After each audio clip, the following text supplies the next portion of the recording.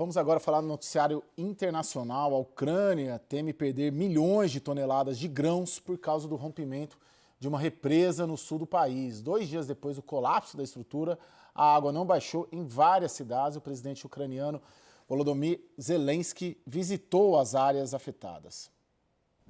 O governador regional disse que 600 quilômetros quadrados da região de Kherson, no sudeste da Ucrânia, continuavam submersos nesta quinta-feira.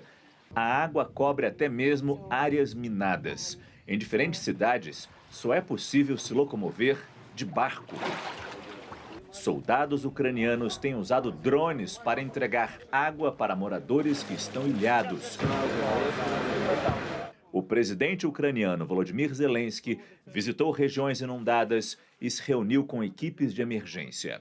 Em meio à retirada, 9 pessoas ficaram feridas por disparos de artilharia russa, segundo o governo ucraniano. O Ministério da Agricultura da Ucrânia alertou que a destruição da represa pode levar à perda de milhões de toneladas de grãos. Dezenas de milhares de hectares de terras agrícolas foram alagados e pelo menos 500 mil hectares ficaram sem irrigação, impossibilitando o cultivo. Rússia e Ucrânia trocam acusações sobre a responsabilidade pelo rompimento da represa na terça-feira. A estrutura estava em poder russo. A água da barragem era usada para resfriar os reatores da maior usina nuclear da Europa, em Zaporizhia, também controlada pelos russos. Nos Estados Unidos, o avanço da guerra foi assunto de uma reunião na Casa Branca entre o presidente Joe Biden e o primeiro-ministro britânico Rishi Sunak. Depois do encontro, Biden afirmou que os Estados Unidos terão o financiamento necessário para apoiar a Ucrânia pelo tempo que for necessário, enquanto a invasão continuar. Já o líder britânico disse que é o presidente russo, Vladimir Putin, que precisa saber que o apoio à Ucrânia não vai diminuir e que os países aliados de Kiev não vão a lugar nenhum. Vamos lá com a análise com Lorival Santana, nossa analista de internacional. Boa noite, Lori. Boa noite, Caio. Lorival, 2 dias depois, o que avançou alguma coisa? Primeiro, a investigação, né? A gente vê que o Ocidente praticamente já tem ali uma avaliação do que foi feito, mas a investigação avançou alguma coisa? Já tem uma percepção nova sobre isso? Não, é muito difícil obter provas materiais do envolvimento russo, porque a Rússia controla essa área onde está essa barragem que foi implodida e ela não permite o acesso de observadores internacionais. Isso desde outubro, quando o presidente Zelensky denunciou que havia uma operação ali para colocar essas dinamites na barragem. De fato, como a gente discutia ontem, prejudicou aquela operação mais ao sul. Por outro lado, as Forças Armadas ucranianas tinham um plano de contingência para fazer a contraofensiva por um outro flanco e colocou isso em prática hoje.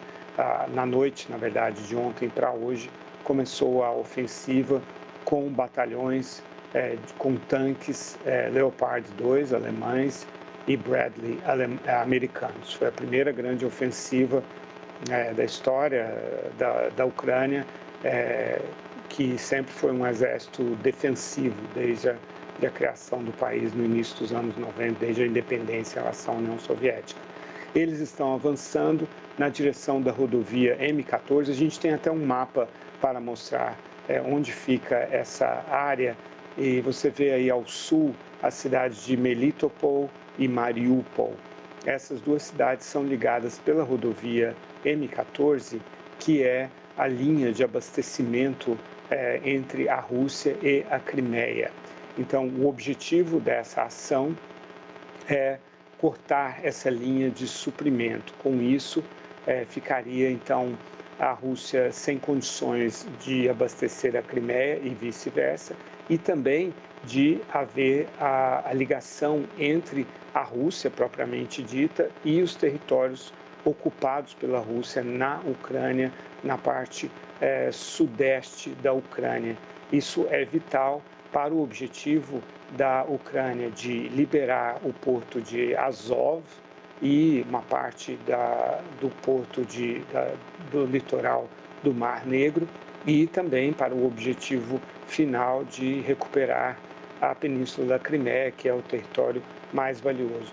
Mas hoje houve ataques ucranianos em toda a linha de 1.000 quilômetros, a linha de defesa da Rússia, que colocou uma resistência bastante forte. A Rússia está resistindo intensamente a esse assédio ucraniano, porque eles se prepararam para isso ao longo dos últimos meses. A Rússia se preparou para essa contraofensiva ucraniana. Então é uma batalha dura, mas outro aspecto importante é que Bakhmut, a cidade sobre a qual a gente falou muito no leste da Ucrânia, houve avanços da Ucrânia agora. A Ucrânia está claramente na ofensiva agora, avançando entre 200 metros e 2 quilômetros nessa cidade, Caio. Lorival, bem brevemente, para a gente fechar o programa, eu sei que não é uma pergunta tão simples de ser respondida, mas essa contraofensiva, a gente pode considerar algum meio da Rússia contra-atacar ou vencer ainda essa guerra, ou é uma questão de tempo para que a Ucrânia vença? Com a destruição da barragem, a Rússia deixou clara que vai usar a tática de terra arrasada, e ela tem meios para isso. Ela ainda controla a usina de Zaporizhia. Um próximo passo terrível poderia ser também causar algum acidente nuclear na usina.